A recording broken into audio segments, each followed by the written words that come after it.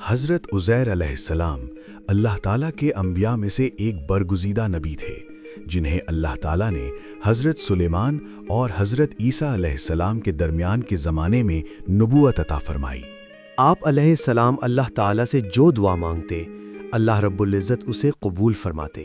نصر بادشاہ نے اپنے دور بادشاہت میں بیت المقدس پر حملہ کر کے وہاں کے اکثر باشندوں کو قتل کر کے اس بستی کو ویران کر دیا اور بنی اسرائیل کے بہت سے افراد کو قید کر کے اپنے ہاں بابل لے گیا۔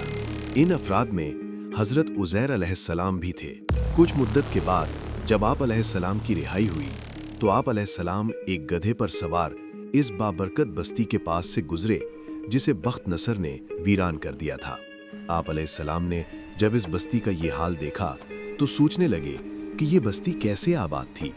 چاروں طرف چہل پہل تھی اور خوبصورت و عالیشان مکانات تھے۔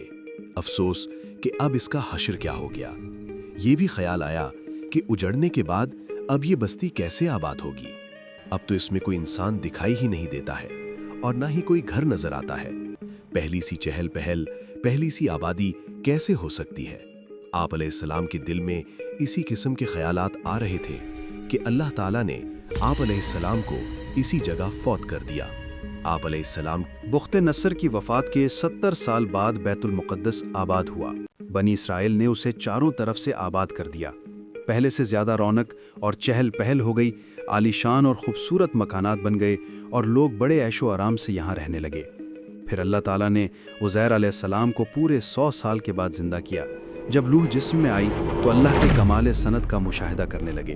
آپ علیہ السلام نے پہلے تو اپنے تمام جسم میں زندگی کی لہر دوڑتی ہوئی محسوس فرمائی، پھر جب پوری طرح زندہ ہو گئے تو اللہ تعالیٰ نے آپ علیہ السلام سے فرشتہ کے ذریعے پوچھا کہ یہاں کتنی دیر ٹھہرے۔ آپ علیہ السلام نے کہا کہ میں 1 دن یا اس سے کچھ کم۔ اللہ رب العزت نے فرمایا کہ آپ پورے 100 سال کے بعد زندہ ہوئے ہیں۔ آپ علیہ السلام کے پاس جو کھانے پینے کی اشیاء، انگور، انجیر اور کچھ پھلوں کا رس تھا، ان میں سے کوئی ایک بھی خراب نہیں ہوئی۔ پھر حکم ہوا کہ اب اپنا گدھا دیکھو۔ اللہ تعالیٰ نے آپ علیہ السلام کی آنکھوں کے سامنے گدھا زندہ فرما دیا۔ حضرت عزیر علیہ السلام کے فوت ہونے اور دوبارہ زندہ ہونے کے اس واقعے کو اللہ تعالیٰ نے بعد میں آنے والے لوگوں کے لیے مرنے کے بعد کی زندگی کی ایک نشانی بنا دیا اور واضح کر دیا کہ اللہ تعالیٰ ہی موت اور زندگی کا مالک ہے۔ وہ جب اور جسے چاہے موت دینے کا اختیار رکھتا ہے۔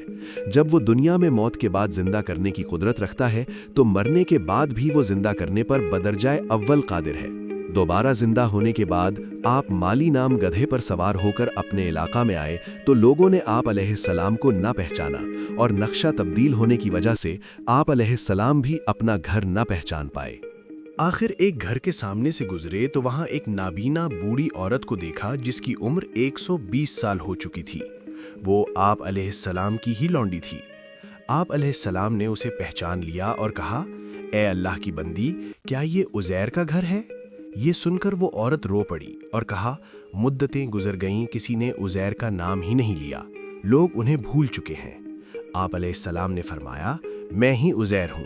اللہ تعالیٰ نے مجھے 100 سال مردہ حالت میں رکھنے کے بعد دوبارہ زندگی دی ہے۔ اس نے کہا، سبحان اللہ۔